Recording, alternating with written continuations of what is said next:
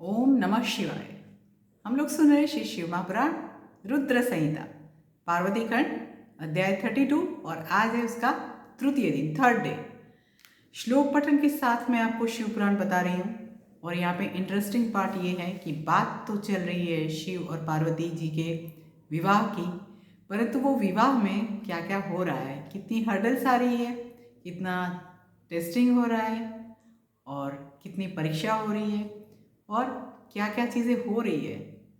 और अभी शिव जी क्या कर रहे हैं, माँ पार्वती क्या कर रही है, हिमालय क्या कर रहे हैं, माँ मेनका पार्वती जी की माता क्या कर रही है, तो सुनते हैं।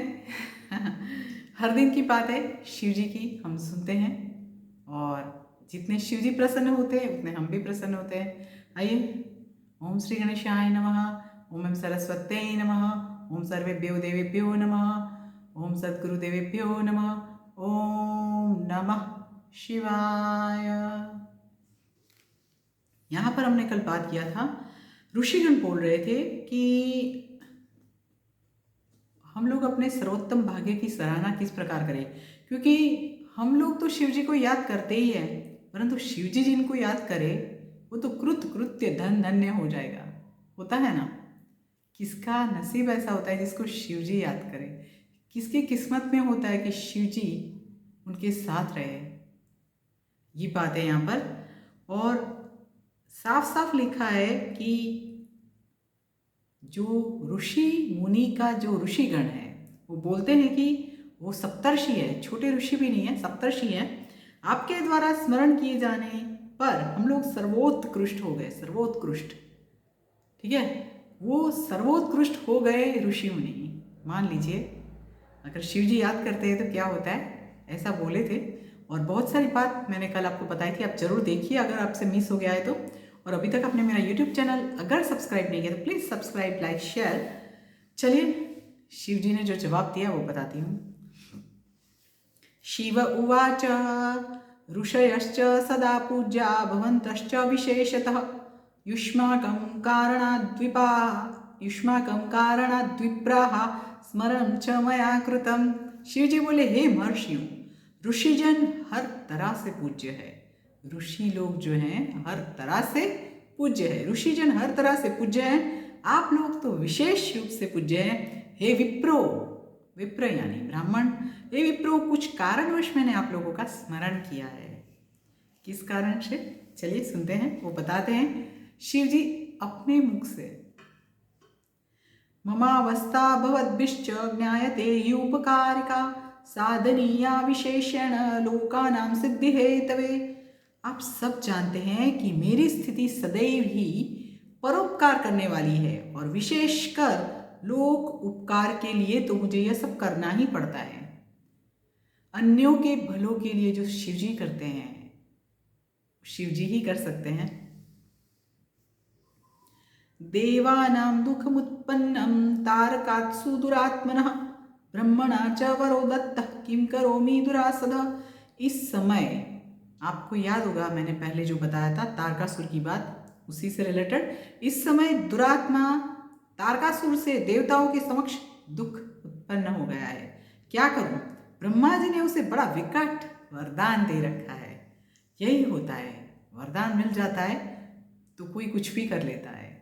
इसलिए वरदान को संभालना कायरों की बात तो नहीं होती है, वरदान संभालना बड़े दिल वालों की बात होती है, जो कि मतलब अपने आप में डाइजेस्ट कर सकते हैं, राइट।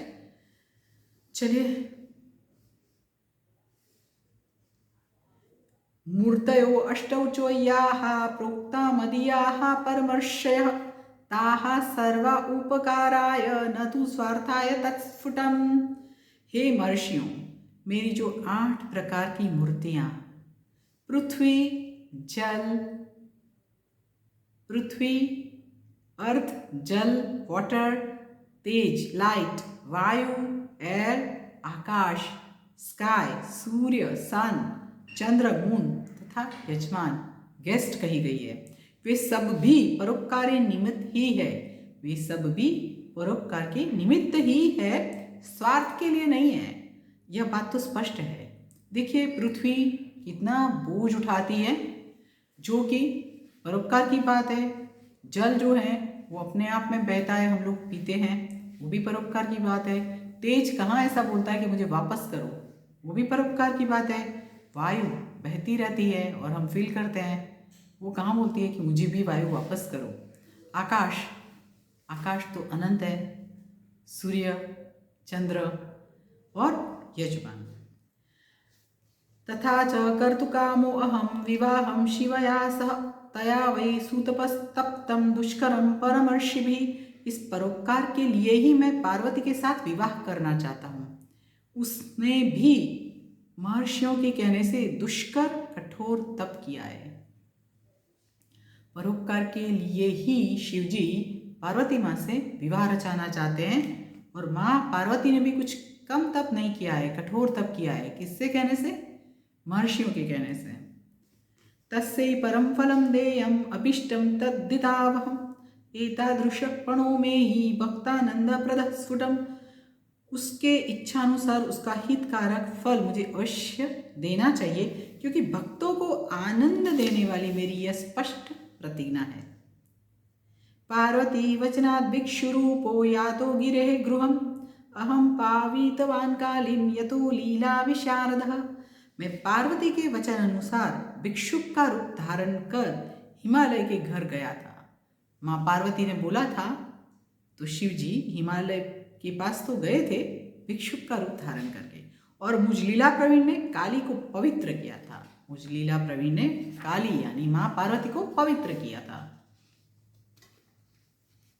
मां ज्ञात्वा तौ परं ब्रह्म दंपति पर भक्तितः।